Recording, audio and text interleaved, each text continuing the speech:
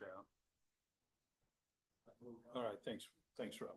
We're not starting the meeting early. We're in timeout. I mean, no, I mean, the Zoom's it's timed out. Okay, we're ready to roll. I think we're Okay. live. Yep. We're gonna call this meeting order, the Common Council and Utility Rate Advisory Board. We'll start with the Pledge of Allegiance. I Pledge allegiance to the flag of the United States of America and to the republic for which it stands, one nation under God, indivisible, with liberty and justice for all. Dear Father God, thank you for this board and their commitment to this city, and we continue to thank them and for their decisions, and ask today that the decisions we make here may be for all the citizens of Huntingburg. For these things, we ask in your son's name. Amen. Amen. We'll start. We have two sets of minutes. We have the executive session from 3:31 and the common council session at 3:31. Entertain a motion to approve both. I'll make a motion to approve the minutes. I'll second it. We have first and second. All those in favor? Aye. Any opposed? All right, motion carries. And we do have a quorum, by the way, so. Approval of claims? I move to approve the claims. I'll second it. All those in favor? Aye. Any opposed? Okay. First thing we have up, we're gonna kind of move this along a little bit different. Start out with Clerk Treasurer Thomas Stipple. Tom, you Okay. have the Board of Finance annual Yeah, report. we'll start out with the US council members are the Board of Finance as well. So you will need to elect a president. Have to call that over. Yeah, Right now, I think Steve McFerrin is the president. He can call the board to order. okay, I'll call the meeting to order. He's gonna have to be our first question. Who's the president? Okay. so you'll need to elect another president for next year, for 2026. Okay. I know it's a big responsibility and very time consuming, but I would nominate Steve McFerrin to serve another term. I second that. Oh, looks Okay. good. Would you accept that? I guess I'll accept the nomination. Do we have any other nominations? All right, call for the vote. Do we do a roll call, Tom, or No, you can just go? Since we only have one a voice vote, all those in favor of Steve? Aye. Aye. Any opposed? Okay, motion carries. Now election of secretary, take nominations. I nominate Glenn. I think Who did you say? Glenn. Who was it previously? Was it Glenn? Glenn. Bounce, seconded by Secretary McFerrin. That's President, Bounds is secretary. Oh, okay. I thought he was secretary. That's what I said. Well, I there you go. thought- Do you want to be I thought- secretary? I nominate, can I change my nomination? You can do to- anything you I'll want. change it to Jeff. He did a really good job I'll last year. Is there a second? I'll hear a second from Jeff. Okay, all in favor? All those in favor? Aye. Any opposed? Motion carries. We need approval of the minutes. Do you have those? Yes. Here. And, Approval of the minutes of January 28th, 2025. I'm making a motion to approve the minutes. I'll second. All those in favor? Aye. Aye, sorry. Aye, motion carries. Thank you. Okay, and then the third page, what you have here is the investment activity. So in 2025, and most of this, actually all of this is from the Trust Indiana account, which we treat as actually as a cash account, but it's higher than any investments that we would get. So that's $1,188,844.89. That's a rate of 4.2093.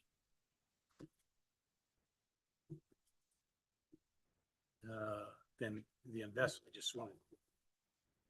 here's the investment policy is in your, is also in the board pack. It's for you to review.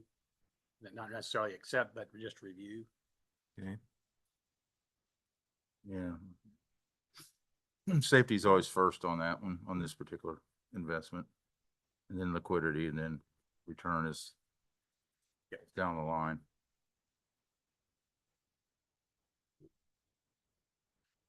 So if there's not anything else, you can adjourn.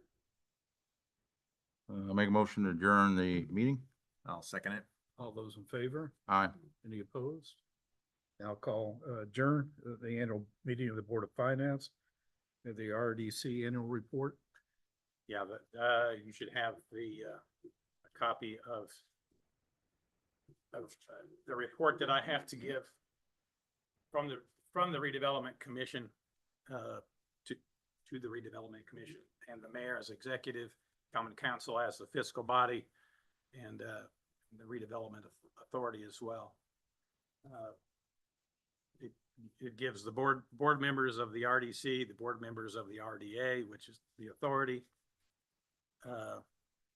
gives a summary of all the bonds owed, amounts paid and still owed at the end of 2025. The spreadsheet that's in there is an accounting of all receipts and disbursements by categories for each one of the TIFs. And then the final things are, we have to upload into the gateway system all the parcels that are in each TIF. So that's what you have at the end. Again, if you want to approve or just note that I gave it to you, or because I really am supposed to just present it to you. Gotcha. Yeah, I think the minutes just to reflect that it was presented to council. We need a motion of any kind, or just? No, just the minutes Okay. reflect I'll that it was just put it in. presented. Minutes will reflect that we had it. Yeah, this is just, it just gets it into the state gateway, right? Yeah, and I will put the same information, a little bit different format. They make you put it in an uploadable. But that was done today as well. Okay, So that's all I have. very good. All right. Next we have, I asked April to not attend tonight because of the length of the meeting and the days she had, but right now she does have a request, and this is an annual request of approval to file for the transit grant application. I'll read the letter she gives here, and I think she sent this to Amy to put in the minutes, but the Director of Transit for the city, Huntingburg, April Blessinger, is requesting approval, apply for the 2027 grant under section 5311 /5339 of the Federal Transit Act. April Blessinger, Transit Director, is authorized to execute, file an application on behalf of the City of Huntingburg Transit System with Indiana Department of Transportation to aid in the financing of transit assistant projects pursuant to section 5311 of the Federal Transit Act. You know, normally I think both Tom and I have signatures that we have to include as part of that grant too. And he's gonna, And she'll probably bring a resolution yeah, at some point. but she needs to start the process, get the grant application portal open. And this is really just, we need a motion to allow her to execute and file that application on behalf of the city of Huntingburg Transit System. Motion made. I'll second. All those in favor? Aye. Aye.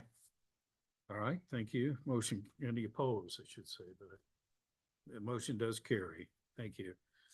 This is the same grant application that we have each year. We're not sure the amount yet Mhm. or where we're gonna be with it, but It's without it, we have no transit system. It follows annually, and we've done pretty well with it, so. Yeah. So tonight, just kind of give an overview, and I apologize to our rate advisory board. I got fat fingers in the email and put the wrong time on there. We do have Sandra Bowman on the way here, but kind of give you an overview of what's going to occur tonight. We have, looks like we do have two people here too. I'll let Brandon. Buzz introduce himself and his staff member here in a second, but Buzz is the one that prepared the documents that I emailed out to you earlier, and he's going to also bring those up in a PowerPoint presentation here for us today. Buzz? Kind of just talk about, we're not going to do the presentation until Sandra gets here, but if you can do introductions and kind of explain your overview of what you're doing. You're muted, We have Buzz. 2 minutes before she's here. For the record, I'm Buzz Crone, and I have with me Brandon Bartho. We're with O.W. Crone and Associates. Brandon certainly did a lot of the legwork on this project, and we're going to go through an executive summary of the water rate analysis that we performed in just a few minutes. And I think it's a pretty good report, really. You've gone probably close to 5 years, 4 to 5 years of inflation operating the new water treatment plant. And I think it's really been a good investment by the city as we look back and compare, what it costs to purchase. If you were purchasing all your water from Patoka, there's significant savings, even with the bond payments we're making right now. But then when so we're basically looking at just sort of an inflation adjustment.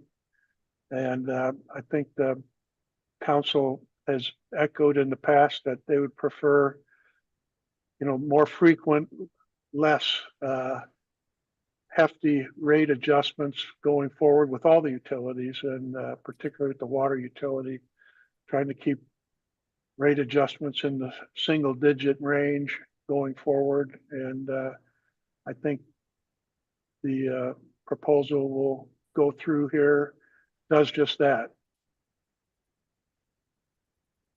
Is that a sufficient summary, Mayor?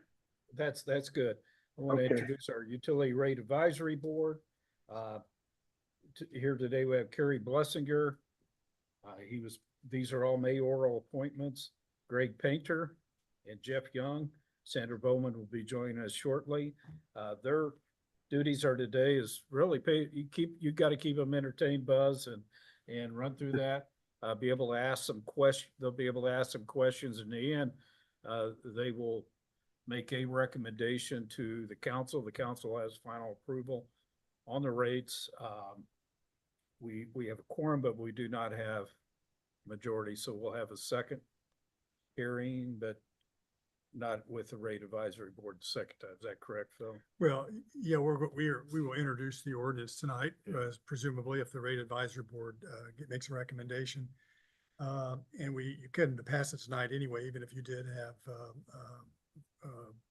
all 5 members present, because it has to be subject to a public hearing, which will be scheduled later, probably the first meeting in May. Because there's a 10-day notification period that has to be published, and also notice has to go out to all residents outside the city limits who are water customers, actual first-class mail. Okay.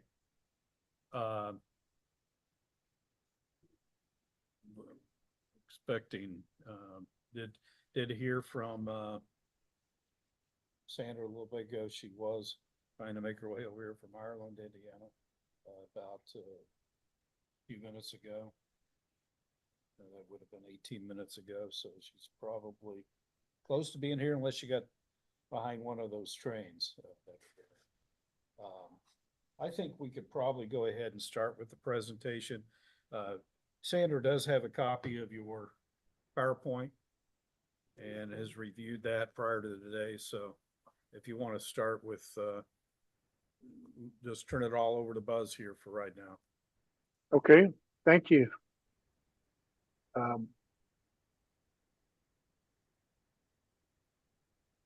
you all able to see that first slide? No. Not yet. Are you gonna try and share your screen, Buzz, or do you want me to share mine? I've got it pulled up. I'm just looking for where I do share that here. Hang on a sec here. It's in the bottom. There we go. There you Okay. Gotta have these young bucks around for technology. Is Yeah, it 'cause showing we up still- now? We still don't see it, no. Not quite. I'll be done. Hang on. Glad to see you're up and around, Brandon.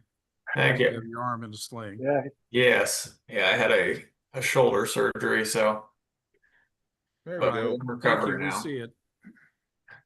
How's that? I just shared mine, Buzz. I can go ahead and drive. I think I got it now. Okay. We had it, now it went away. We had somebody's. Did you hit share at the same time? I'm happy to everybody? share mine, Buzz. I've got the PowerPoint right here. Wonder why mine's not working here. There's, Logging on to Zoom. It recognizes you. How about now? I see. think it's loading. Oh, there we go. There you go. You got it. Hey, There it is. God bless America. Okay, though. Well, this is just our cover page. Again, for the record, Buzz Crone I and see it. Brandon Barthel are here from Crone and Associates.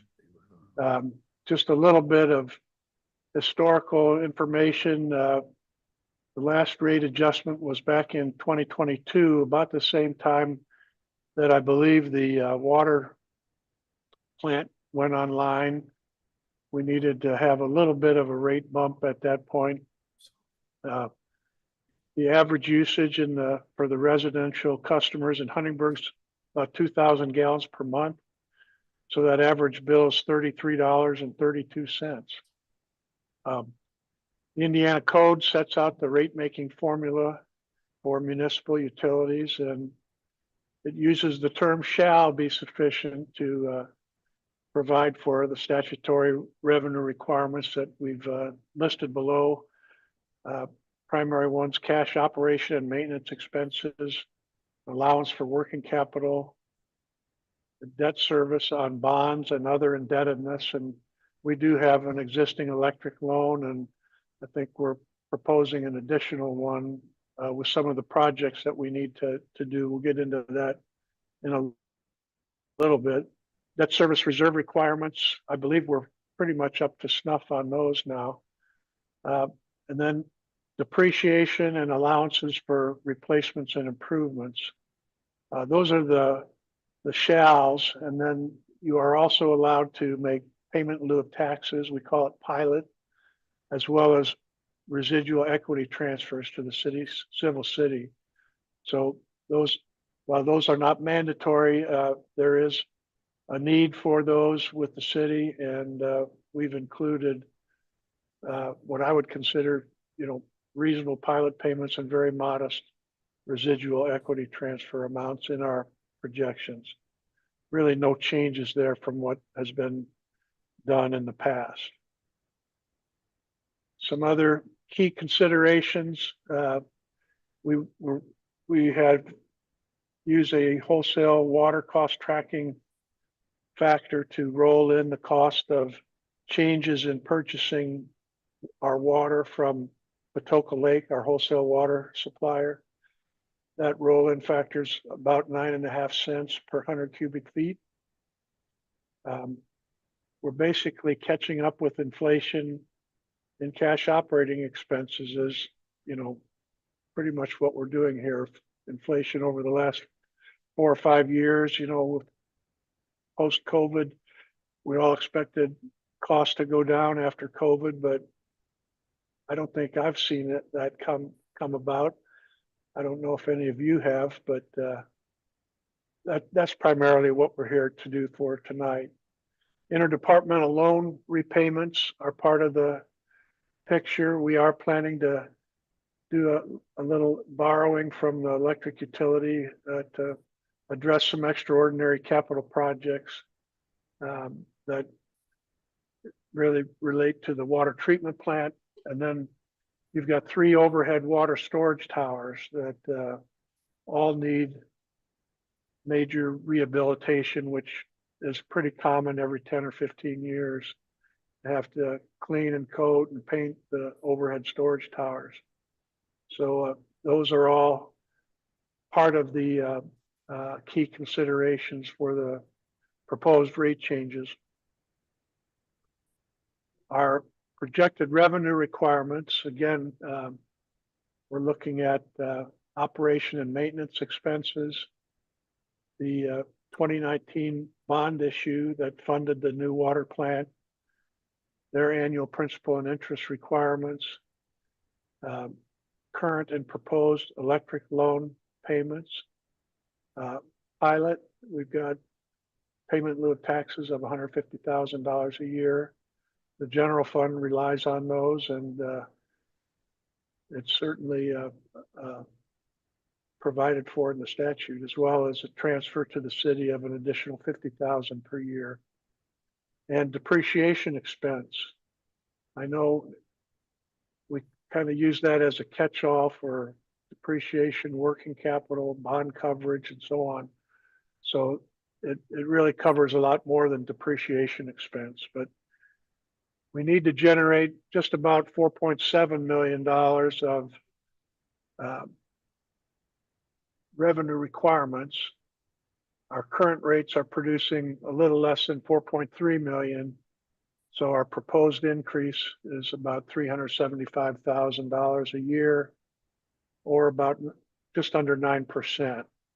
So if you annualize that back to 2022, it's about 2.25% per year, which I think is pretty reasonable. Now, if you let that go for 10 or 15 years, those numbers get enormous, and your working capital dwindles. So I think, in keeping with the council's and I believe the rate advisory board's preferences, we'd rather do smaller, more frequent adjustments than having to wait 10 or 15 years and be looking at 20, 30% adjustments. So that's sort of a key schedule here for our rate making formula. Now, the state of Indiana, they use 4,000 gallons as a benchmark for looking at various grant and funding programs. So we utilize that in comparing our situation with other communities. For a 4,000 gallon customer, we're looking at a little over $5 a month, or right at $5 a month increase.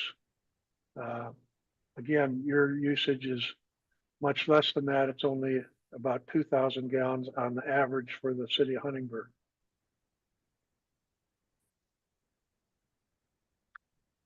So again, I think the key considerations underlying this rate adjustments, the Patoka Lake wholesale rates, we want to keep pace with those.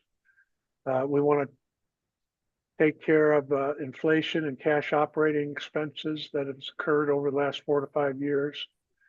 We want to provide for debt service and coverage requirements. We've got 2019 water bonds outstanding, and then interdepartmental loans from the electric utility. Depreciation expense. That's something that I remember Tom Dipple and I used to look at a lot on not just the water utility, but the wastewater utility. We could never fully fund our depreciation. It made the income statement look less than optimal. But you have a $25 million investment in the water utility plant. So we need to provide for the annual depreciation on that and be able to make these replacements and improvements and upgrades with our rates going forward. I think the other key point is that $25 million valuation is based on historical cost. My guess is that if we were to look at a market value or a replacement cost valuation, you'd probably be looking at 3 to 4 times that historical cost valuation. But we're the accounting principles lower of cost or market. we're sticking with historical cost as the valuation and the basis for calculating depreciation expense. And then, of course, payment in lieu of taxes and the transfers to the civil city, those really have not changed, but they are a factor that is incorporated into our rate study. So again, we get to tonight, the rate adjustment procedures in Huntingburg requires the approval and recommendation by the Utility Rate Advisory Board to the City Council, then an introduction of the rate ordinance at the City Council meeting, publication of notice requirements for the public hearing to be held at some point in the future. And then after the City Council holds a public hearing, the ordinance would be up for potential final adoption by the City Council.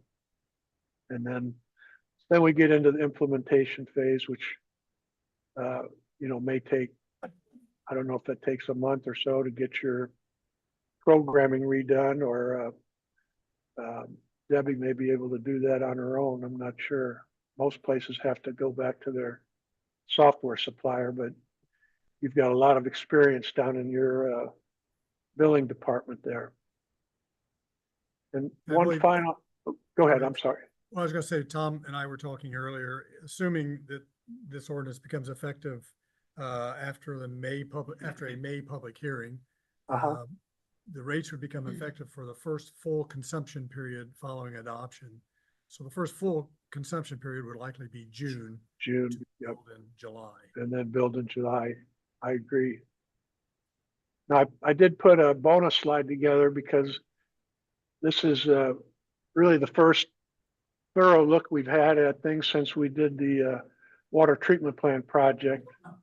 And the table below kind of identifies some of the, what it costs us to purchase water from Patoka Lake Regional Water District versus producing our own water going forward. Now we have a fixed capital investment in the utility plant that we're paying off every year with the principal and interest on the 2019 bond issue. But even at that, we're basically producing water. Our total production and purchase costs are about $970,000. If we had to purchase 100% of our water from Patoka, we would spend another $730,000. So we're currently saving over $200,000 a year. And then after those bonds pay off, those savings jump up to about $730,000 a year. So it's a good deal in the short run, and I think it's a great deal in the long run that you went forward with that project back in 2019. That's my bonus slide there. It's a good one. Thank you, Buzz. So with that, I can leave my slides up, or maybe open it up to questions from the rate advisory board. One thing, we do have our water superintendent, Jerry Austin, here Yeah, today. I'm sorry. And I think that Jerry, we do have 1.8 million there for extraordinary capital projects. We talking about the water treatment plant upgrades, why we're upgrading it again, and rehabilitation of the 3 overhead water storage towers. These aren't anything we have a choice over. If you want to address that, if you want to come forward, talk, because that's a big expense. I think we need to explain why those are on there. And Jerry, thank you for sending that update on those other projects at the treatment plant. Definitely. Just a little background history on our water towers. Our east tower that sits over on 8th Street by LFS corporate office, that water tower was built in 1966. The last time it was refurbished was in 2010. That tower does hold 400,000 gallons of water. And the scope of work to be done on that would be a complete interior and exterior sandblast and paint The city's been through these in the past. Like I said, 2010 on that one. As Buzz stated, your life expectancy on those coatings are anywhere from 15 to 20 years. That tank is the one that's up that I'll be looking to bring to you guys for rehabilitation in 2027. We do have a company that does water tower inspections, and the proposed work on that one, and that includes the rehab, also bringing it up to OSHA compliance. When that tower was built, there's in 1966. There was no OSHA. Not at all. It doesn't have paint railing at the top of the tower. In order to actually physically look in the tower, you climb out of one hatch, flip another hatch over, and you're on top of the bulb. There's really nothing there to hold you on. So it's the roof vent that is on it isn't up to code due to new codes. So they do suggest things like that those vents can cause freezing in the wintertime. That could cause the tank to implode on itself. So there's a lot of things there that need to be fixed and changed. Rough estimate project cost on that tower is about $303,000. Sorry. So That's a lot of difference. that's for that east tank. A lot of difference. Yeah. Decimal point. Yep. The south tank would be, the west tank would be our next tank that we'd be looking at roughly in 2029. To rehab. That tank was built in 1979, refurbished in 2012, and is our ground storage tank. It holds 1 million gallons, located at East 5th and Chestnut Street. That tank as well is very out of OSHA compliant. The estimated cost for that tank to rehab it inside and out and bring it up to OSHA compliance is about $519,000. The south tank is our newest water tower that was built in 2003. It was actually refurbished in 2014. It holds 750,000 gallons of water, located on Sunset Drive by Southbridge High School. And that tank, it has surprisingly quite a few OSHA requirements have to be upkept on that one as well. That wasn't set in place in 2003. They all kind of set in the same position with their venting and things like that. Compliance has changed for that. The work on that tank is set about $438,000. These are rough numbers. Anytime we do jump into anything like this, it's being put out the bid, getting very competitive with pricing. But just to be able to put that in context for you guys as far as what we're looking at in the future. These water towers are, per AWA standards, are supposed to be taken down and washed out every 3 years. I looked back through everything I have, and all of my records show the last time they've been taken down is 2010, 2014, and 2020. So we're a little behind the 8 ball on keeping maintenance up on our towers. I have spoke with a couple companies that do offer a maintenance program for that. Atoka Water uses a maintenance program. It kind of helps offset that cost with that maintenance program. You pay it annually. They do yearly inspections, where we're now just doing 5-year inspections. They do 3-year washouts. When they do their inspections, they wash the tanks. Any areas that they find, any coating that is peeling or any damage along those lines, they do touch that up to help prolong that coating of that tank and that adhesion. But from there, we did talk about a little bit more with the water treatment, the upgrades there. You all are aware of what we're doing currently with Filter 5 and 7 rehab. There are a few other things that we are looking into. Been working with our IDEM representative and the company that we purchase our chemicals through.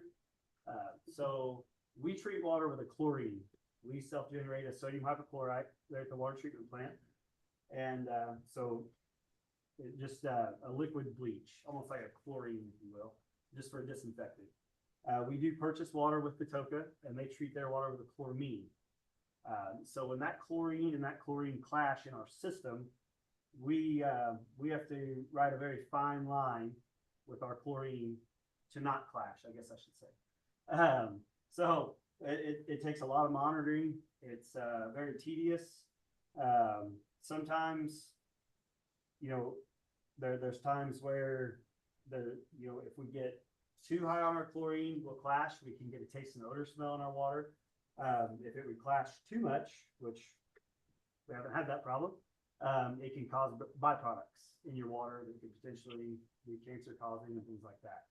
So we are looking to switch our treatment process over to chloramine as well. What that does is you need an ammonia in order to create that chloramine. Our lake produces a little bit of ammonia, but not enough. So we would have to look at adding ammonia to our water, just as well as Patoka does. Jasper's looked into this. There's other communities around here that have switched due to this issue. We will have to introduce that. That's the cost of the chemical tanks, pumps, getting hooked up to our SCADA system, everything like that, as well as we are looking at introducing algicide. These long, hot, dry summers, springs that we've been having has really been playing a toll on our lake. We've reached out to other communities in the area. They're having the same problem. We work with Chemical Solutions, and they are a chemical provider, and they have been working with a lot of communities on adding an algicide. The algicide is introduced at the intake structure, so it would call for another small, very small structure down by the intake structure that we pull the water from the lake. Their chemical tanks, pumps, SCADA system, things like that as well. So we did just a rough estimate on that cost, and that came in around $456,000. So within the next 5 years, we're looking at a financial burden for upgrades that need to be done. The chemicals, I'll be bringing forth to you guys here this year yet to talk about that. Water towers are just the near future. We also, you guys hear it monthly, our water main breaks, the state that our distribution system in, it's 100 years old, and we're playing catch up. I want to say that these projects and the rates were based upon that timeline that he's saying. Correct. For these. Yes. So it's not us doing them all in 1 year. Right, no, and Taking these, them all, and these so. rates, when we do water rate increases, this increase isn't anything for this year or next year. These increases are to continue on our projects throughout the years. We have been trying to replace anywhere from 4 to 5 blocks of water main a year. There's another $2,000 to $3,000 there, just depending on the block that we're in. That's something that the city, we have to do better with that. The city's been very lax with that in the past. And the amount of water that we lose during water main breaks is revenue that's running down the curb line. So these are things that we see that we need to address. Unfortunately, our chemical costs on the chemicals that we do have are increasing. Material for distribution system for getting the water to the residents is increasing. We see it just like everyone else does at home with the fuel prices, the price of cars, price of groceries.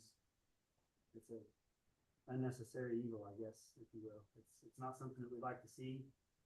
I'm a homeowner as well. I have to pay utilities, and it's hard, but working in this industry, I do understand the reason and cost for it and the necessity. We've got a great utility board here. Buzz Cronin and his associates have been great. Brandon's been great through this project. And they do a very great job of keeping us in check with our finances. And we are not here to make a profit. We are here to maintain the water system, to provide the community with the water that they deserve. One thing I think we have to think about when we look at cost of the water system begins with our system that's bringing water in from Patoka, which includes backflow preventers and everything else that have to be maintained to keep the water safe. But it's the lake itself, it's the treatment plant, it's the distribution system, it's the storage in the tanks. We're also looking at our testing centers, our hydrants and meters that are attached to the homes. And we periodically have to upgrade those and to be able to keep up with today's standards and be able to even read meters from time to time. So in a lot of our distribution system, a lot of it's over 100 years old. So we've seen it well over 100 years old, and some of the ones we've replaced, especially along the highways and on 6th Street and that area. So the older roads in town. And that's just within the last year or last two flushing seasons, we've replaced close to $80,000 worth of fire hydrants, due to failed fire hydrants. We have about 43 miles of street and there's a water main running through every one of them. There was something else that, I know Buzz made the comment there. I don't think you really touched on it, but you know, our average residential usage, for an average home was around, 2,000 gallons. And with this increase, that comes out to be about $3, for a bill for residential, the normal residential home user.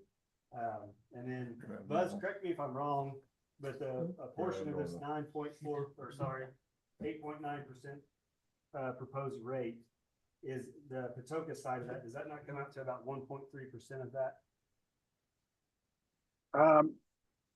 You're talking about the 9 cents that, Yes. we're Yeah. rolling in? The pass through of the Patoka. Yeah, actually, what we kind of roll that in before we apply the percentage there, but yeah, the average increase is actually a couple pennies less than $3 a month. I think it's $2.98 a month. And I think one other point I forgot to emphasize is the fact that you do have two sources of supply. That came in really handy when you had the drought back in the early 90s. I remember that was a difficult time. Of course, Patoka locked you into some long-term agreements that you've since been able to, you know, wean off of. Hopefully, you know, the fact that you have some redundancy in your source of supply is a tremendous advantage that a lot of communities don't have. And we do lean on that. That's where we've kind of came to looking at this outside of our water plant.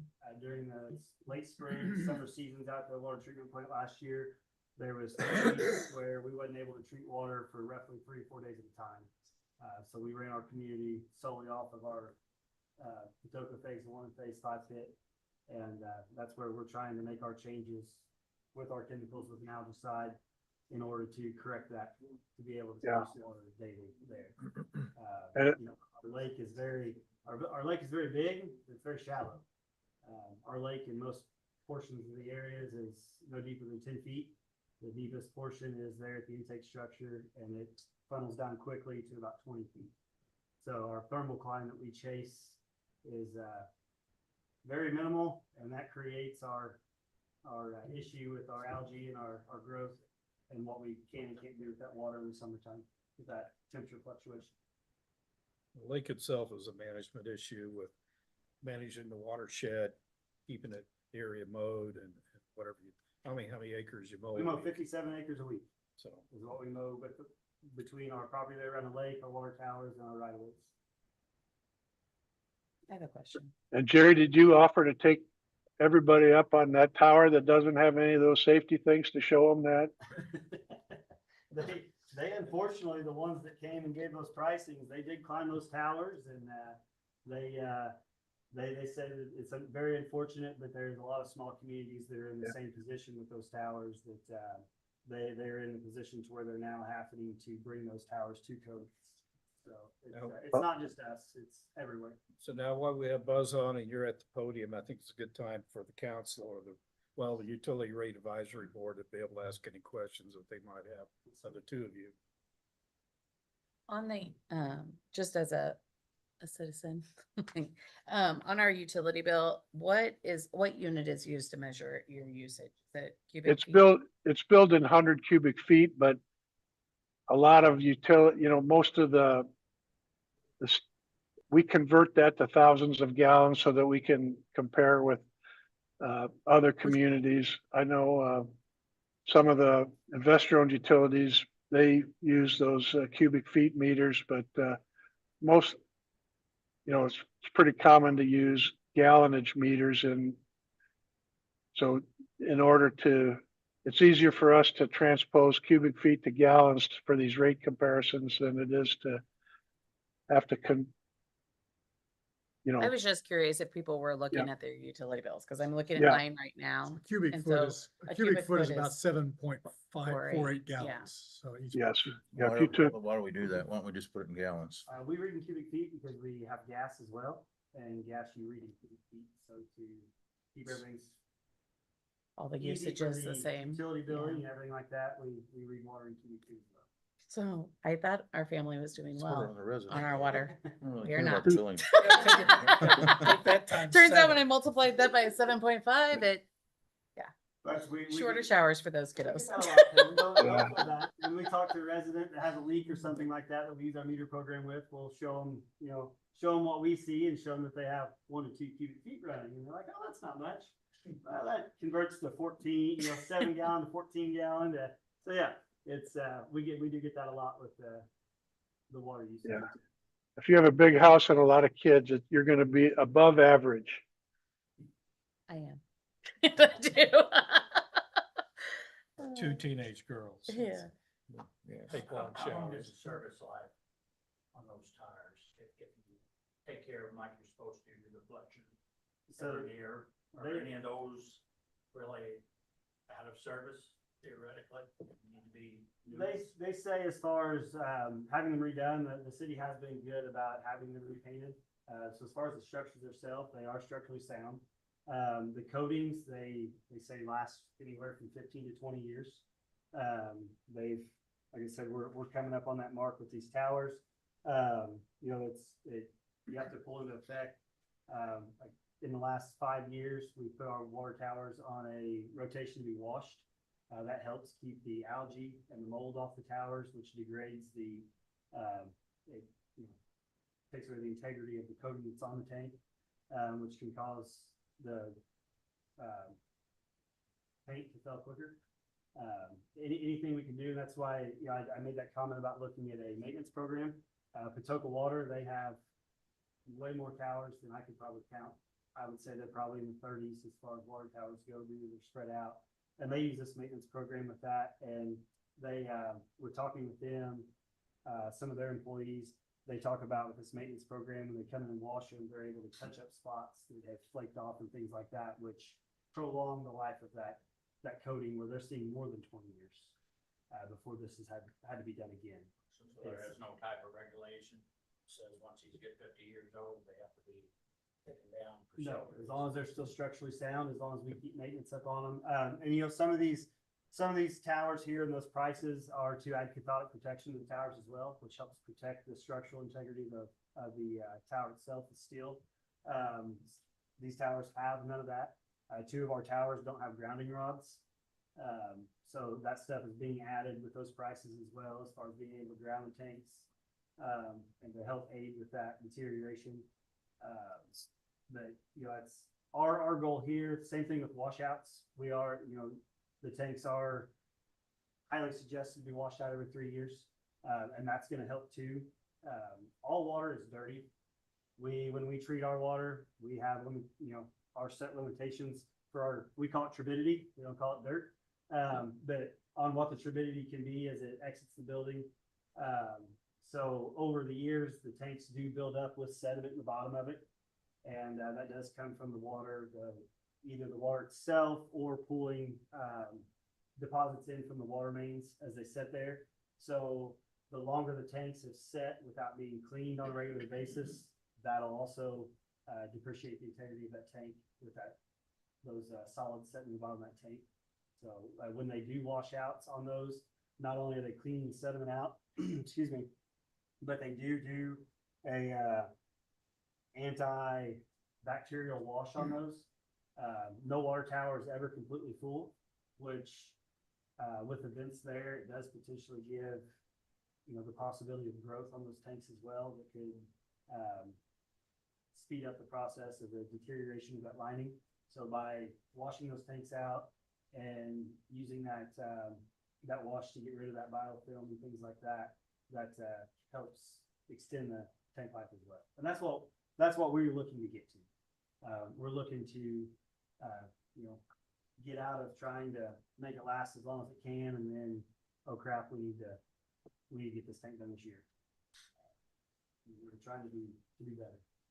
Do you know an estimated cost to replace any one of those tanks? I do not, no. No. What is I the can- cost of the annual I can maintenance? tell you that Greenfield just built well, theirs was I think it was a 2 million-gallon tank, and it was $12 million or something, it was a lot. Used to figure $1 a day or $1 a gallon per day in the air, that's long gone now. It's probably more like six or $7 or $8 a gallon per day. What is the cost of the maintenance program? Do you know I that? do not know yet. They won't give me that fee until something is done more with the towers than the state authority. The companies that offer that, they do the same work, from the company that came and did our inspections. So they're not gonna put a warranty on something that wasn't done by them. So that'll be something whenever we get into the, looking at having them redone, we'd be able to get costs as far as maintenance plans is that with that as well. When was the south tank done? The south. 2014? So the south tank was redone in 2014. That's the one I'd be looking at roughly 2031. Yeah, they had to come back when they redid that. That was the problem with that. They had a couple of issues with that. That was way before I was in high school. No, I wasn't actually. I was in college. Actually, 2010, I wasn't actually. No, I do remember when they built that tank though in 2000, I believe it's 2003, if I'm not mistaken. Or what was it? Yeah, 2003. I know they were there a lot longer. I remember seeing that hearing that on the radio and the news and stuff, but they had a lot of issues with that tank when it was being built and coded the first time as well. How long is it before you renegotiate with, Toka Water? I think we've still got well over 20 years on that. Yeah. I think it's close to 32 years actually. if I'm We've not extended it mistaken. a couple of times. I don't recall, but there's at least 20 years left on that contract. Right. Did you mention? Jerry, are you affected by the lead service line replacement legislation? Oh, yeah. Because What about there though? Yeah, so you've we been doing are- that. We are getting really close on that. Oh, great, We've got less than 300 services that are still unknown. fantastic. Yeah. The rest of them have been identified. We kind of got ahead of that curve before they actually got that rule in effect. We started about a year and a half early on doing our inventory. And we've been pretty good with that. We do currently, I've got a block of water main on Geiger Street that we're going to replace due to it being choked up. It's a 6-inch water main and it's choked down to about a 2-inch water main. And about half of those services are lead. So instead of replacing just the lead service lines, we're looking to do that water main as well. To replace those lines, we'll be putting holes in the road at every connection to the water main.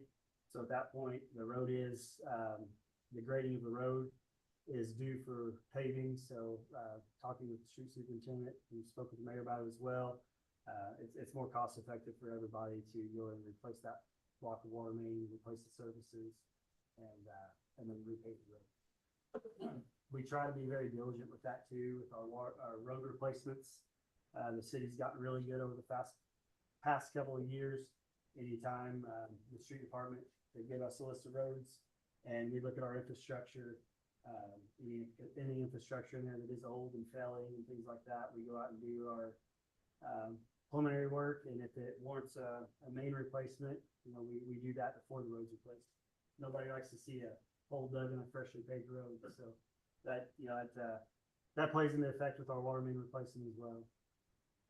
In 2023, I will say cost of tank, Paoli, Indiana, part of the Patoka Lake District, replaced a 1 million gallon elevated tank.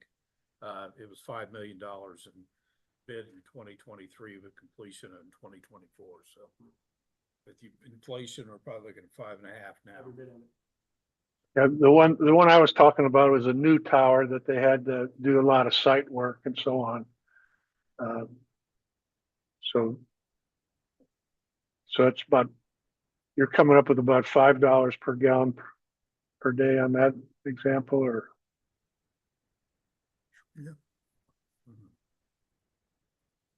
Jerry, is there an easy explanation for us lay people regarding the dramatic difference in cost for water coming out of Patoka versus the water we treat ourselves? Just the fact that we can treat it cheaper than what we can purchase it. Not really. Patoka is a large system. They're sending water to multiple towns, multiple communities. So, they set their rates accordingly for their system. Not that, it's crazy to think that I can pay an employee overtime versus going over our allotted amount for Patoka. So with our contract, we have to use so much water a month. If we don't use it, we still pay for it.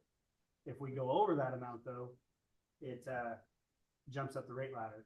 So really it's just the size that their distribution system is, and the amount of maintenance that they have and overhead with their distribution system, the size of the plant, that capacity, the chemicals that they're using, and they're just spreading it over all their customers.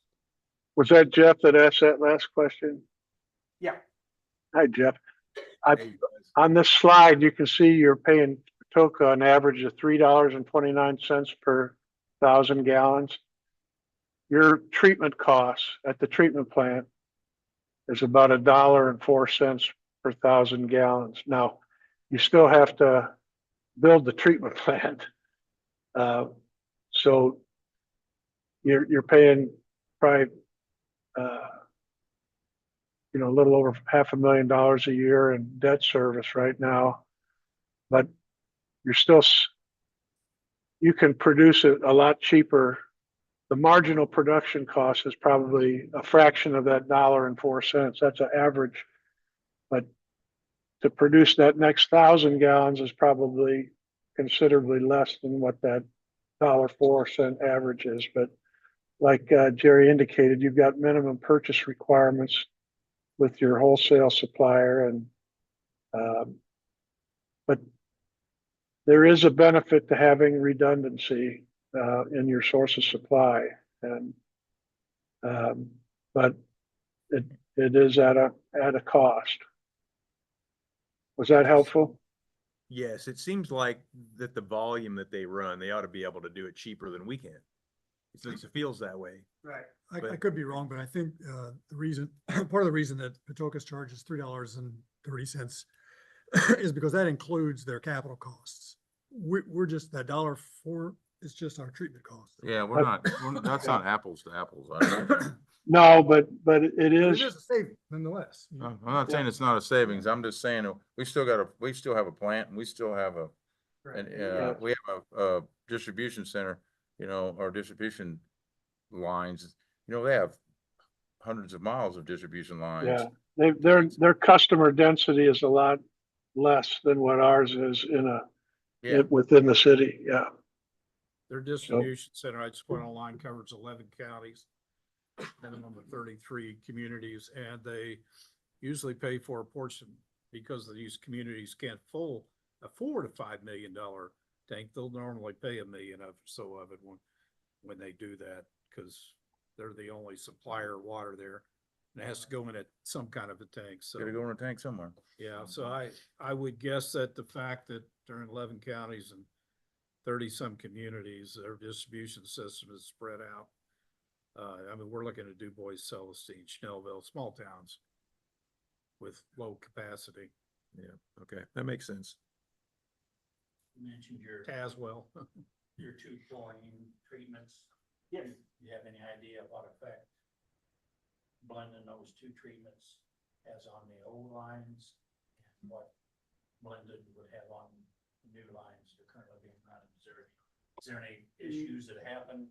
I know, like chillers, those chemicals don't like each other. Right. Create a mess. Yeah, no, we haven't seen any. As far as, our distribution system, it's been ran like that. That Patoka contract was put in effect in 79. that's what I think. I'd say 79, I think. So it's been ran like that since 78 or 79. With the Chlorine is mixing, cheapest. the chlorine and chloramines. So the chloramine, it's a disinfectant that lasts longer. It doesn't get eaten up as quick. Your chlorine dissipates very fast. So with us purchasing Patoka water, so we have a pit directly outside of the water treatment plant down by the spillway. It's our Patoka Phase 5 pit. So our water is mixing with Patoka as soon as it leaves the water plant. We have to run our chlorine at such a low level, it keeps our chlorine levels in our distribution system closer to the bottom of IDEM's scale. So we don't ever like to be at the bottom. You know, we'd like to be somewhere in the middle for disinfectant purposes. We do take our samples daily out in our system. As far as that goes, I don't want anybody to think that we're, you know, endangering like that with disinfecting. But it would be nice to be able to have those chlorine residuals a little higher, you know, for any major incidents that happen, things like that. So as far as the question of it deteriorating the water mains or the service lines, we haven't seen any over the years. The water mains that we're replacing are 100 years old, or the breaks that we have, they're either due to the age of the main where they blow out a section of the water main, or we see the 360-degree crack, which is said to be due to research, the ground shifting from freezing to thawing. So as far as, I mean, we even pipe back to the early 90s, we're not seeing issues with. It's more of your 80s, 70s, 60-year-old pipe that we're seeing problems with. Your chemicals, you physically add those, or they computerized, the system checks it. We physically do that at the water treatment plant. We take samples hourly out there to adjust for our chemicals. You look at adopting some technology. Does that? IDEM does not allow that in the water world. There's a lot of issues there that can come up with electronics. I don't like that idea, honestly. We do have some, we are demoing a unit right now. It's a current stream monitor, and it views our water as far as our turbidity in our waters that's coming in from the lake. That does give us kind of a heads up. We've been able to zero that machine, and it will tell us if we have a positive charge or a negative charge on our water quicker than when the water gets into our water plant, to be able to help make changes to our chemicals quicker on that side of things. But we are still physically taking those samples and making sure that it's accurate. This is a machine where it hasn't been purchased. It's kind of a demo unit. We're just trying to see if it's beneficial to our system or not. There's been other systems that's tried it, but they haven't shown a benefit to it. So it's kind of a free trial that we're looking into. Hopefully it'll work for us, and hopefully it'll, save us a little bit on chemical costs, being able to catch that curve a little sooner to be able to adjust our chemicals faster. That chemical that I'm talking about is our coagulant, and that's what we put into the water that collects all the dirt in the water and allows that dirt to fall out to help clean the dirt out of the water.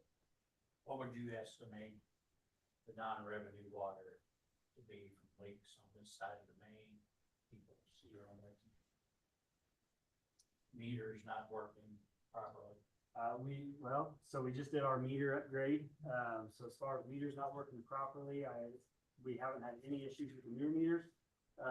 We will start here in a couple of years to go out once those meters hit roughly 10 years old. We'll go out and start testing meters. We'll test 10% of them a year to make sure that they're still reading accurately. The meter company, of course, guarantees that meter for 20 years that it's going to read accurate, plus or minus 3%. So as far as that goes, I mean, from year to year it varies. During hydrant flushing season, we put just hydrant flushing, we put 2 million gallons of water on the ground a year.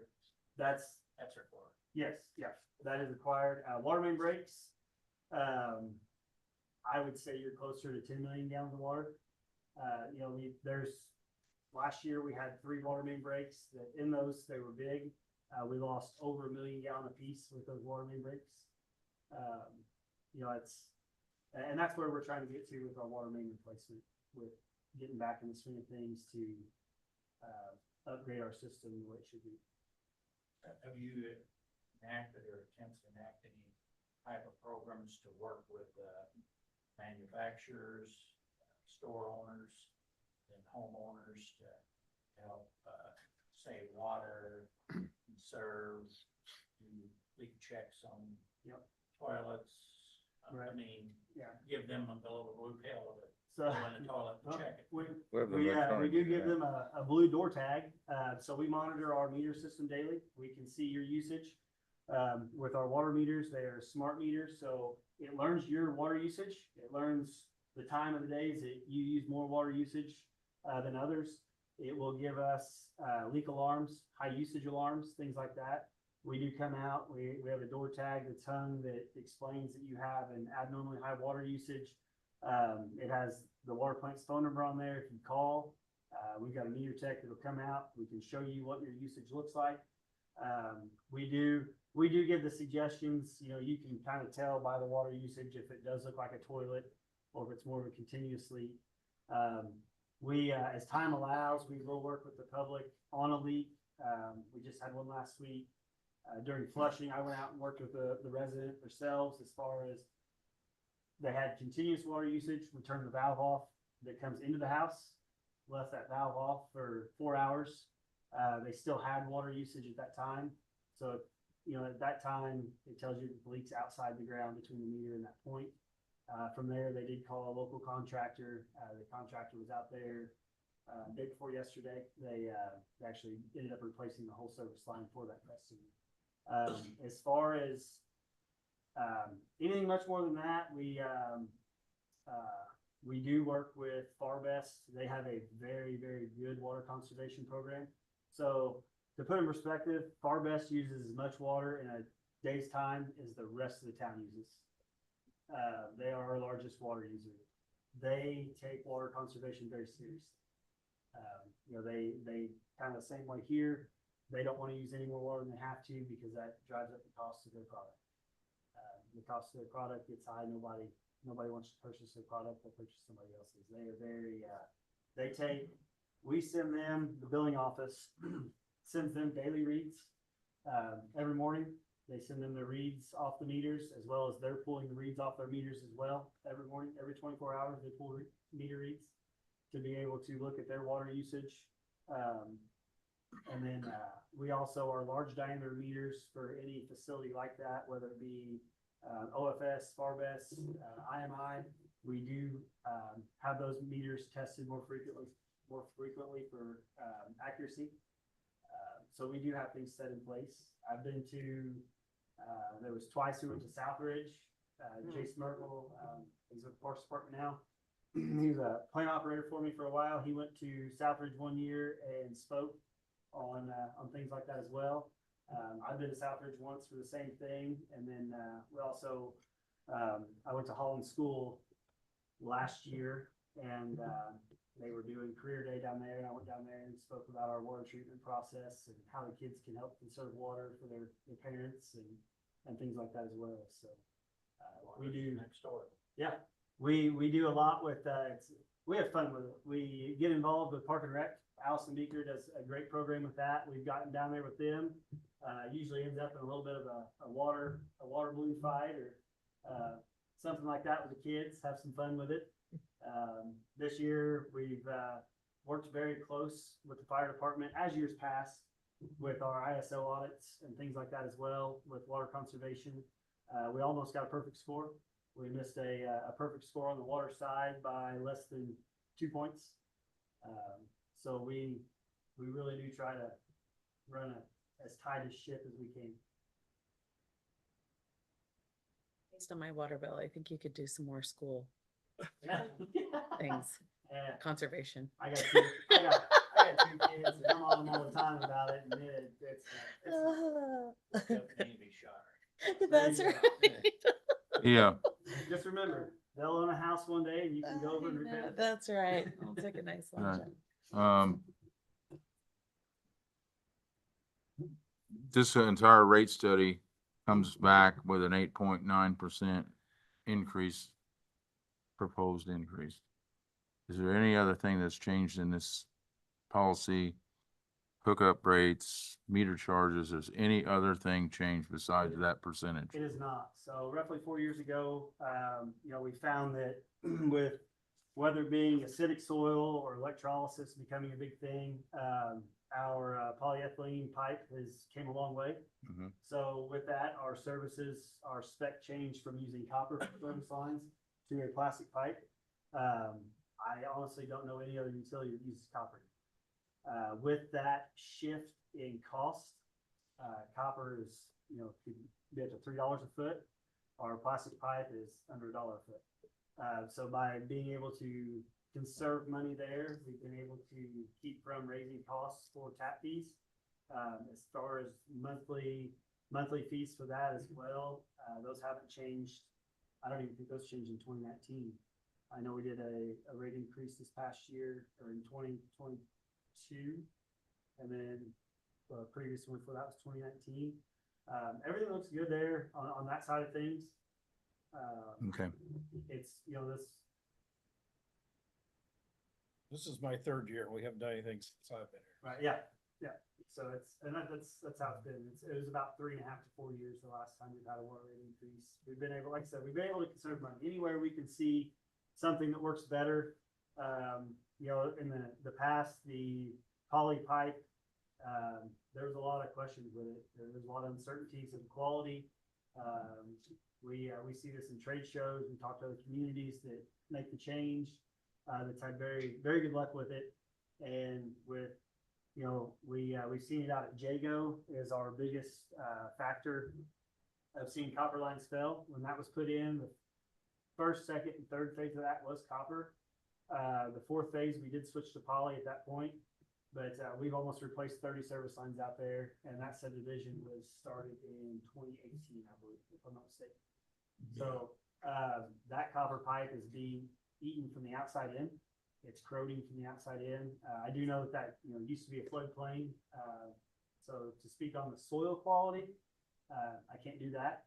But by taking sections of that pipe, I brought some into the council to see. But talking with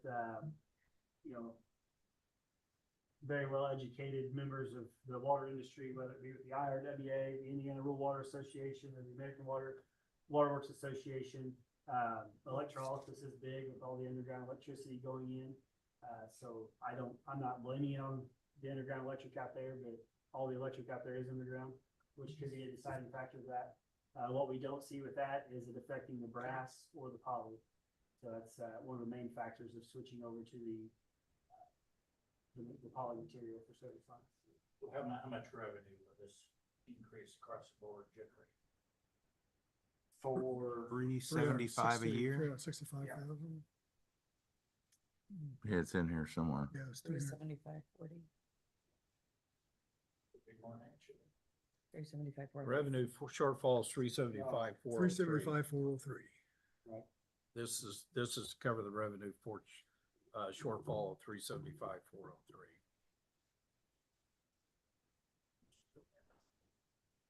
Okay. Yeah, but Buzz, that was it slide 4? Yes, slide 4.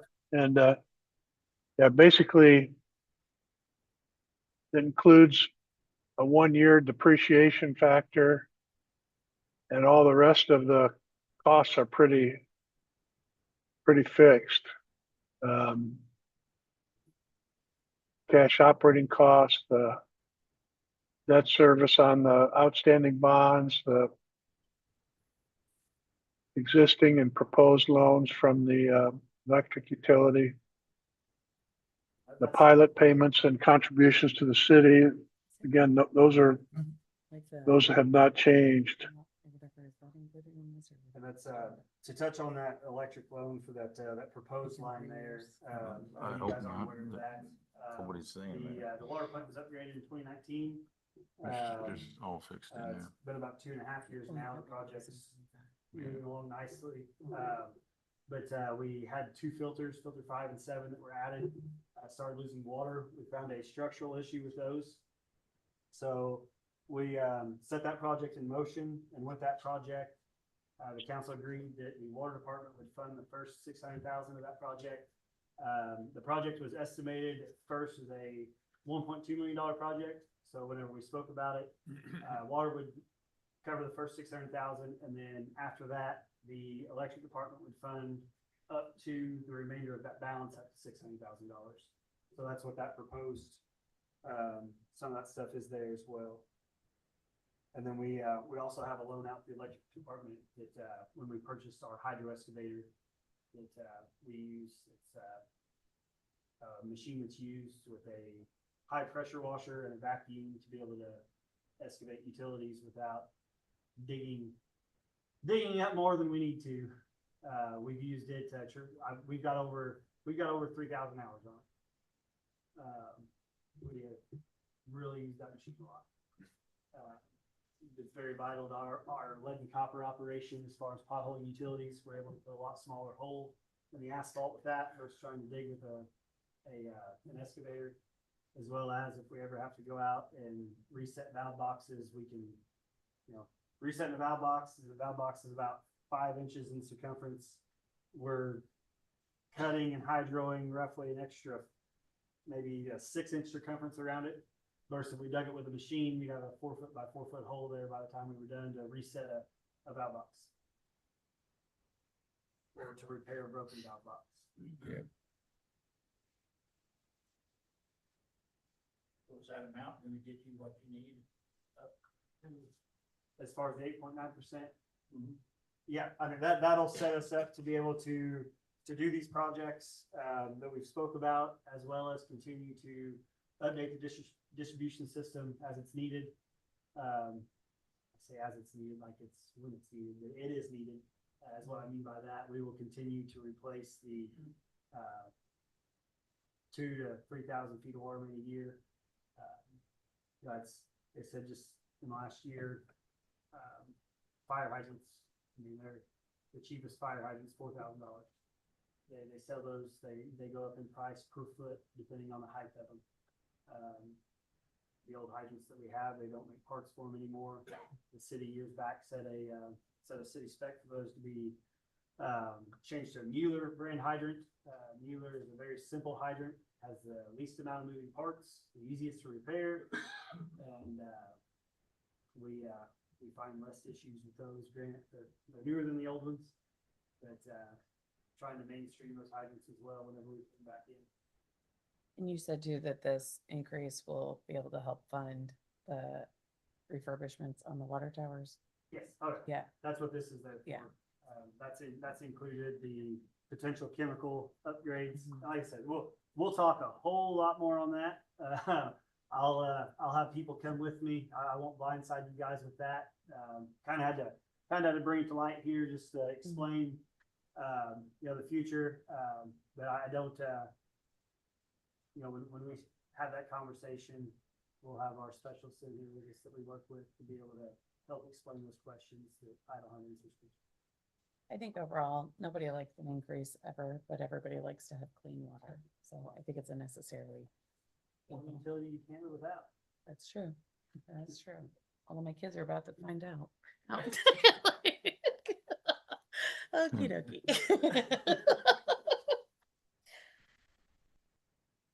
Any other questions?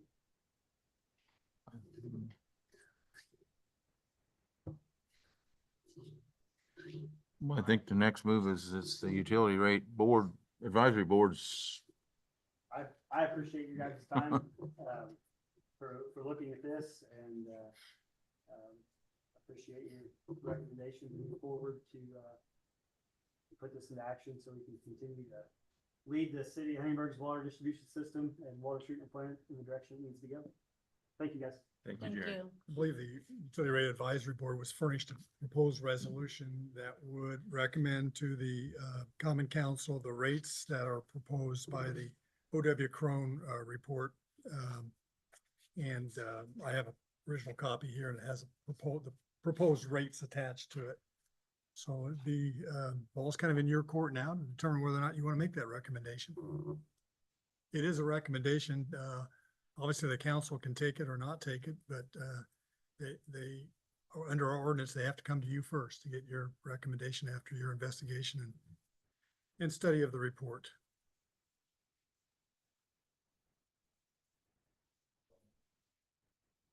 believe so, yeah. Yes. Yeah. Make a motion to accept. We have to have a second. All those in favor? Sandra made the second. Sandra, yeah. We had two at the same time, so I heard her. One raise the hand. All those in favor say, affirm by saying aye.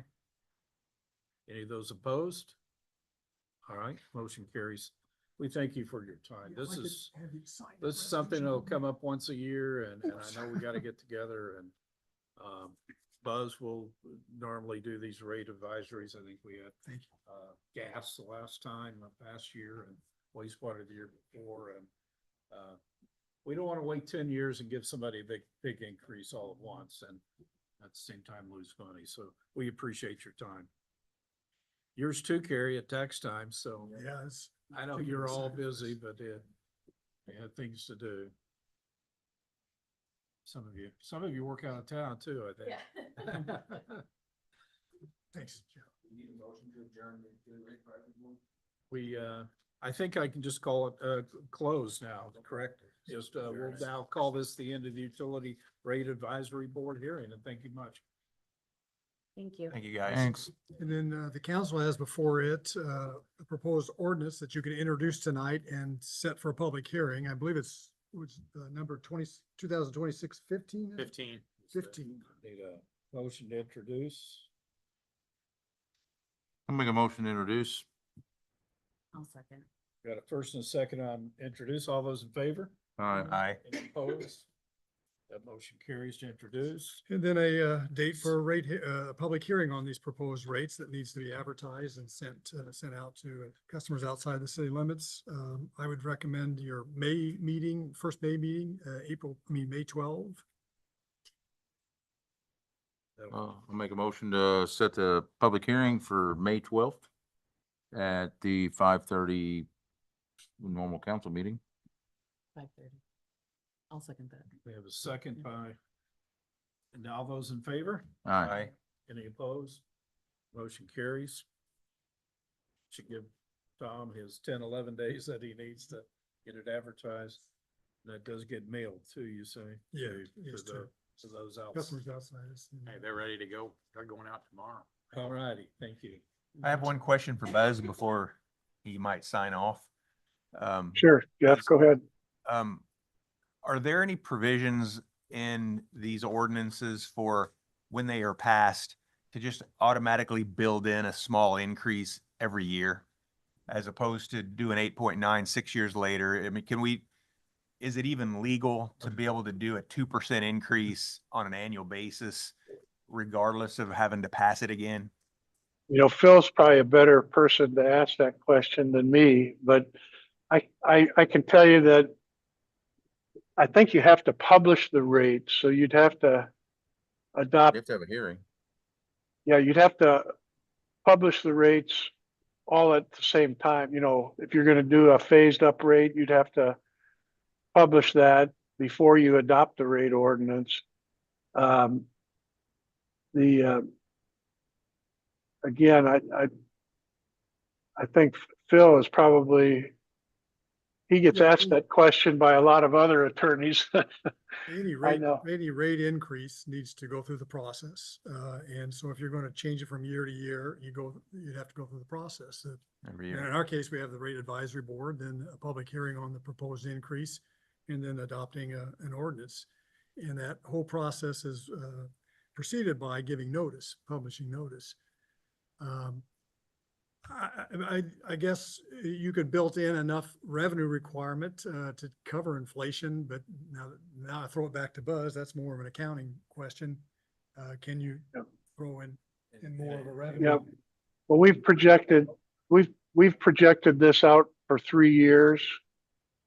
So we have included some inflation in there and some of your, wage and salary components, certainly all the fixed costs are just, that's what they are.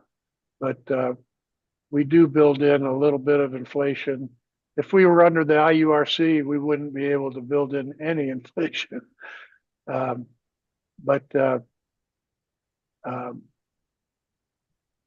We could go forward with with something that added, but we would just have to advertise that before you can adopt the ordinance. It has to all be, I've heard you really need to have the ordinance state what the rate is. Now, whenever Patoka changes its rate, we do, a tracking factor, but I think that also requires similar approvals, not necessarily going through the utility rate board, but It goes, in our case, it goes through the council. Yeah. If we were just having a water tracker, if we weren't having a general rate increase, you would still have to approve it. Yeah. Okay. We'd publish notice. So Now- we could maybe adopt just a policy to revisit it every year, but we'd go through the same process every time we did it. You want us to pay him every year? No, I'm not questioning the merit of doing it yet. I'm just asking if Yeah. it's Yeah. possible to I build think it in Buzz, where. I think Buzz will affirm that the water utility is in pretty good shape. I mean, Yeah. this rate's necessary in order to keep it in good shape, looking Yeah. forward down the road 3 years, to make sure these projects are funded that have to be funded. But by and large, we're in pretty good shape. Yeah, And- I would say Tom Dipple could probably back me up on this, but if you went back 15 years ago, water and wastewater were probably just getting by the skin of their teeth. But the fact that you've had to go through the SRF review process to get funding for these major treatment plant upgrades, they sort of make you make sure that you're funding depreciation, funding working capital funding, coverage. And that's helped, having those requirements in place, I think has helped, the various councils in the past, do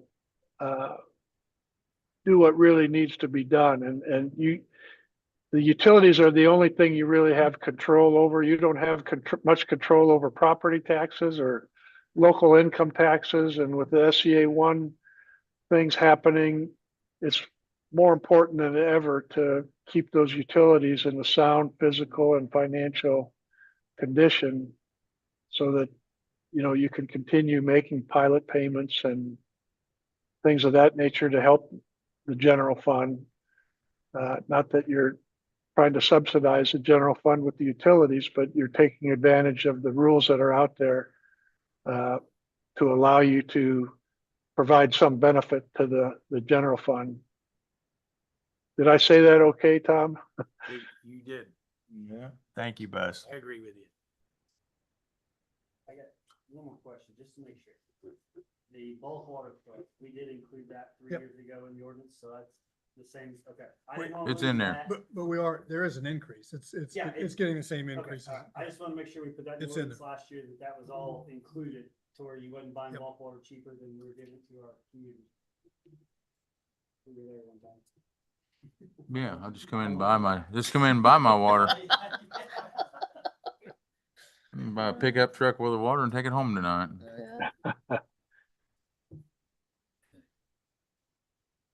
Okay, It's still a lot cheaper than buying bottles of water at the gas station. any other citizen items here today?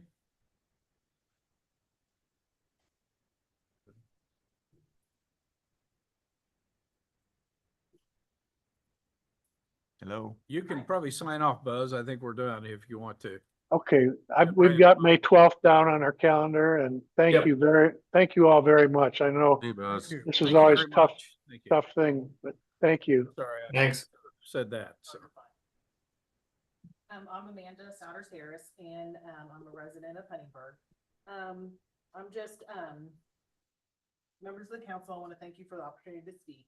But our community is facing, developmental pressures that our current unified development ordinance simply was not written to handle, especially within the extraterritorial, jurisdiction. May it be the data centers, BESS, solar projects, nuclear SMRs, gas plants, or the new technology. Communities around the country do not feel that they have the proper siting or specification to place to handle these systems. I'm here to ask Huntingburg to please be proactive ETJ is being treated as a place of rapid, high-impact projects, yet our UDO has not been updated to reflect intentional long-term planning for this area or to protect our residents who live there. For that reason, I am asking the council to enact temporary moratorium on new development in the ETJ until the UDO can be reviewed and revised to include intentional, comprehensive planning for this area. A pause is not a rejection of growth. It is a commitment for responsible growth. It ensures that the development is safe, compatible, and consistent with the standards we expect for the rest of our community. A moratorium gives the city of Huntingburg the time to do this correctly, to update the UDO, to evaluate risks, and make sure that residents, schools, natural resources, and future land Process use of it. patterns are protected. We have to go through the process. I urge you to take this step so that development in the Huntingburg ETJ is guided by thoughtful planning and intentional decisions. Thank you. Thank you. If you want to address that. Well, as we've discussed before, moratoriums are considered to be an amendment of the text of the UDO, and it would require going through the amendment process, initiating the amendment, referring it to the plan commission, having a public hearing on it, getting their recommendation, and passing an ordinance. Now, and I believe state law says moratoriums can only be effective for a period of 1 year. So if you're going to enact a moratorium, you better be prepared to hire the experts, the consultants that would help draft these development plans or the restrictions or these studies that you want to incorporate in the UDO. We don't have that kind of technology or that ability on staff. These would have to be consultants that we'd have to hire and pay from tax dollars.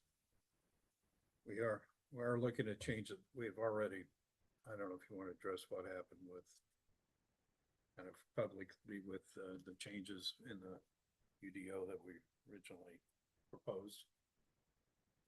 Well, yeah, as you council knows, of course, we have now made in any area in which commercial solar facilities are a permitted use, they've now been changed from a permitted use to a special use exception, which again requires that a petition be filed before the Board of Zoning Appeals, and the Board of Zoning Appeals has to make findings that use would not jeopardize property values or the public health, or there's several other factors that they have to find before it can be approved. So we've done that.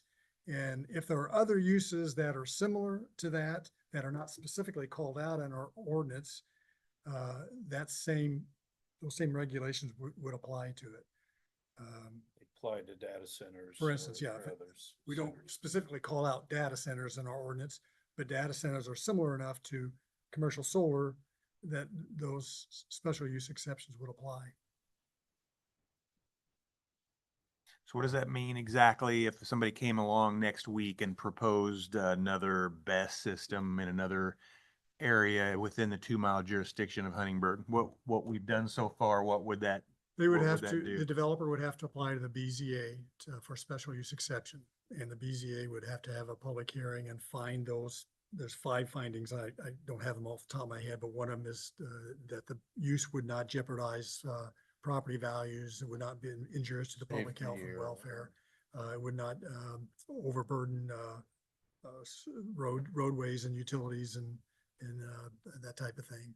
If we don't have the water or the electric or anything, or roadways to support it, they can turn it down. And they would have the legal authority to be able to just say, no, we just don't like That's right. this. It's a special use. In addition to that, even if they were to say yes, they can hang additional conditions on it and place restrictions on it. They can approve it subject to certain restrictions. Right now, I mean, as it were in the past, when it wasn't a special use, they just had to comply with our development plan.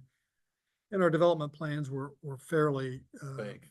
Yeah, fairly vague, fairly lax, let me put it that way. I mean, at the time the UDO was developed back in 21, 22, these big commercial solar facilities were not on our radar. Were not on the radar of our consultants. So they are now. Are you, What are you we're- asking the county to consider zoning? That's where your problem lies. And I'm not defending our position. I'm just saying, I mean, the fact that we have no zoning, we're one of the handful of counties that do not. That's why we're targeted, you know? We can go ahead and zoning. Commissioners don't do their job, then you need zoning, I suppose. Vote on May 5th or whatever it is. They have no teeth to make decisions and, I mean, we're not the only government entity involved here. So, You know, we expect others, I would expect personally, not as an official position of the city, but me personally, that the other entities need to get on board too. My understanding is the commissioners can say no or yes, you know, it all goes to the commissioners. On anything goes out of the county, for this project, anyway. This project, I think, ran through the engineer only, did it not?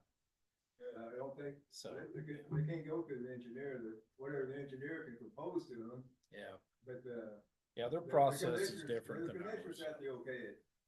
Okay. Without plan- without planning and zoning, the county can't do much. They can restrict use of county roads, but that's about it. yeah, and I'm, They and can, I'm- without planning and zoning, they cannot.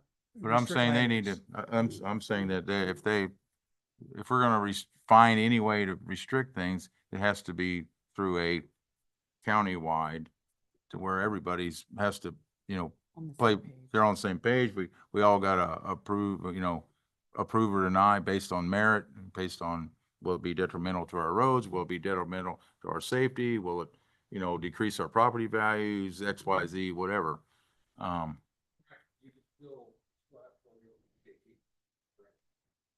Yes, I assume so. We still, what, I'm sorry, was the we question? still have authority over yeah, our over our 2 mile extra- jurisdiction. yeah. Yeah, And it's We not got- 2 miles, but. Well, I know, yeah, we've called it that before, but I think, our jurisdiction. yeah, there's a line. What, I guess, thinking more than myself, we're here to, stop the hunting road portion. We don't feel like that's, you know, good for the community, it's so close to the school, that's another thing. We are, without putting my foot in my mouth, I think that we're attempting to do everything that we can do within our rights and on our codes that we have committed to prior to this project ever even starting. I mean, we're trying to do what we can, but, our hands are sort of tied on how much we can do. And we only have a very small snippet of the entire project. I drove through the project last weekend and I thought, wow, I didn't even realize it was here and there and it's bigger than I thought. Well, it was all done to cover darkness, there's no doubt about that. You know, it started out to be like the battery project, 440 would be. Started out to be 4 batteries, then 23 batteries, and 23 batteries now. I don't disagree. I think there's a lot going on here, so. You can, if you want to ask a question. Maybe we plan on speaking, but, Dave Duncan, resident of Hollyburg, actually. Okay, so is it special use, let's say in the future, somebody comes up and applies for another DESS shoulder or whatever, under special use, who would determine whether that affects landowner property value, and all those other, items you mentioned, Phil? It would be a finding by the Board of Zoning Appeals at a public hearing where evidence would be presented. Yep, public input. They would make a finding based upon public input and based upon the facts that are presented It's, as to whether or not it meets the standards for special use exception. I thought you mentioned public, and it's an advertised public meeting. Yeah. Well, and do they get, is it one of those things where you have notices if your land is Yeah, I attached believe to it there or are something? notice, I don't know, I think Yeah. the actual landowners that joined the project up to 2 landowners deep, but at least 650 feet or something like, we have a formula There's for a that. code that for. But in addition to that, there's gonna be public notice published as well as notices going out in the mail to those landowners, adjacent landowners, would also be public notice. And just one other comment is, and you mentioned, I agree, you don't have the technical expertise locally on this kind of thing, but that this is getting to be a big subject nationwide, not just here. And there's a lot of, how do I want to say this? Data out there. There's also zoning out there already in place in other counties, Huntington County in Indiana, just put zoning in a moratorium. So there's sources out there without spending a whole lot of money. So I just wanted to mention that. All right, thank you. Phil, if you could address, the Board of Zoning Appeals is made up of appointments That's correct. from the mayor, and I think the council appoints. Mayor, the council, and the commission, county commissioners appoint one to represent the extraterritorial jurisdiction. In fact, the council has, the Plan council has Commission a, appoints one. yeah, the plan commission appoints one, the mayor appoints, I'm sorry, I don't remember, three perhaps. County commissioners appoint one, and the council is supposed to appoint one, and you've got a vacant seat. You need to appoint one. Yeah, we've talked about it. We haven't done it yet, but then if the Board of Zoning Appeals approves something, it still has to come to the council. No. That was, so no, if they the say, zoning law, the Board of Zoning Appeals grants or refuses special exception uses. It does not go through us. Now, it only comes back to the council if they want to amend the text of the UDO or amend a zoning district. It comes back to the council then. But the zoning ordinance is administered by the zoning administrator, Paul Lake in our case, and the Board of Zoning Appeals and the Plan Commission. Our board member must reside within the city limits of Huntingburg. Yes, Okay. city Not limits or the within? City limits, within the right? city limits. Not the jurisdiction. The county appoints, the county commissioners appoint one person that lives in the extraterritorial jurisdiction. Okay. I think it's my brother-in-law, probably, that's his seat. We never filled that, I don't think, did we? Was it Riley's seat that we didn't fill? I think it is. Got one more question? Yeah, come on up. Sorry, Dave, I looked, you're outside the extra jurisdiction You're gonna bring- territory. You You can't gotta be bring on the snacks next time. board. Dave Duncan again. Let's see, you have a moratorium in place right now. And if I understood it right, you were going to amend the UDO. Is that still the plan? The UDO has been amended. Yeah, it has been amended to make commercial solar a special use exception. Okay, so, but The question is whether or not that applies to the current project. And that's a legal the last issue thing that's- that I understood it is- That's what we're wrangling with right It's a now. legal issue that may be litigated. And so I don't want to talk about it because there's been threat of litigation and I don't want to. That's what I wanted to get, that's what I wanted to get. That's- All right. I understand. Okay, thank you.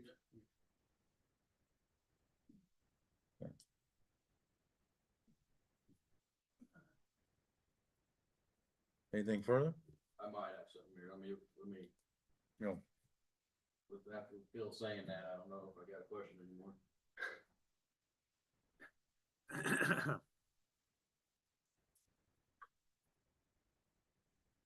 You shut yours off or did it die like mine? Mine just dies. You should No, tell me, it's I have just a charger. battery. My battery just dies. Yeah, it's just timing out. There's nothing on there to look at anyway, but it dies. Battery doesn't All right, I last. guess 12 years old. try and ask something here, but, so Jared Harris, 500 West. I guess like, if there's negotiations with AES and everything, or, which I don't know if you'll be able to tell me any of this. Is there people, is there studies being done? Is there discussions about changes? Or is that all confidential, can't be talked about? There's no current studies being done, but there are negotiations currently with AES and the solar developer, Crossfire. Crossvine. But that's, at this point, if I can't, without destroying the attorney-client privilege, I can't discuss those negotiations, those topics, those things that are being discussed. Okay, so yeah. And on another thing, I should have said this the other day at one of the other meetings, but like whenever the Board of Zoning did whenever they had the meeting to vote that in, and the one member opted out and said a little spiel about like coming late, like this is an afterthought. I live 1 mile, basically almost exactly from these batteries where they're supposed to go in. I knew nothing about them until November when a neighbor came, told me about it. They wanted me to ask me to sign a petition, and I thought it was just about the solar. And I'm like, I don't want to know if I want to ruin my neighbor's relationship over the solar because, but then they brought the batteries up and I'm like, what are you talking about? So there's a defense of why we weren't here sooner bringing this stuff up, because we didn't know about the batteries. Nothing. It's pretty shitty on their part, I think. So I just wanted to say that. Thanks. Thank you. Thank you. And the only reason we found, or the neighbor found out, he said when the contractor was on their property and shouldn't have been disclosed, batteries were coming, so we found out.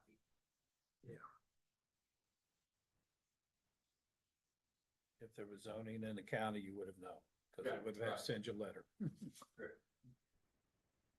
Yeah, They would have had to. I think send you a letter. that's the bigger beef here. Well, I don't understand the whole legality of it either. Just keeps changing. How can I- 4 batteries, 23 batteries, 92 batteries. How can they change that stuff without having to recommit? Just don't make no sense. Yep, I know.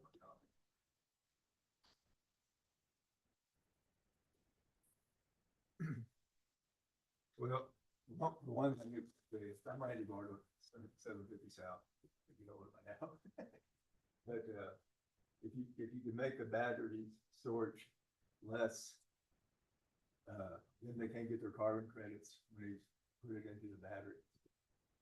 So I take some of the profits away, which the batteries are not gonna be charged for solar anyway. They're not be charged by call it coal plant down at Yankee Town.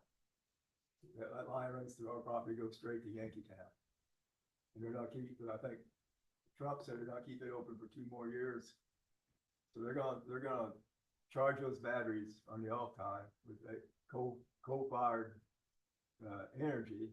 And they're gonna sell it back as carbon credits as green energy. So they want all those batteries in there. They're only allowed to put 85 megawatts on the grid at one time. So if they keep those batteries fully charged, they can, 24 hours a day, they can put out 85 megawatts.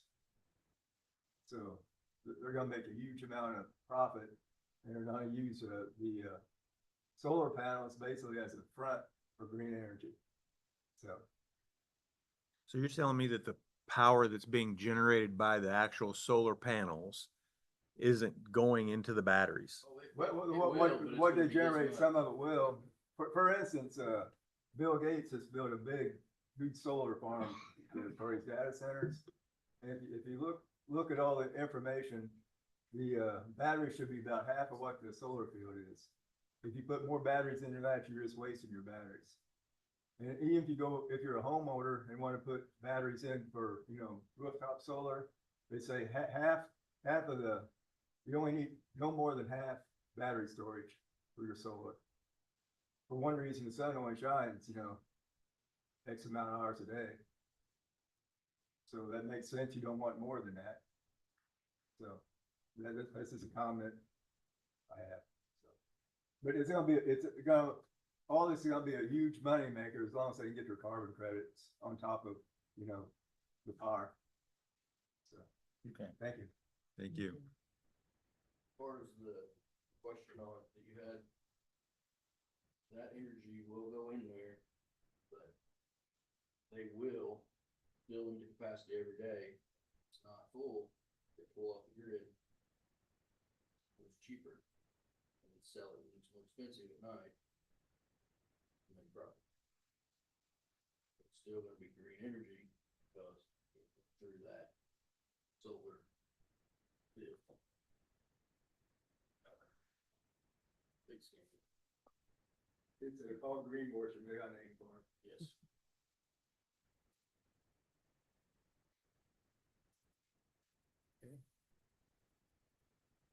Thank you Does all. anybody have Thank you. anything? Yeah, Council items, to adjourn. I second them. We got a first and a second to adjourn. All those in favor? Aye. Any opposed? All right, motion carries. We are adjourned. 28. And that's not enough.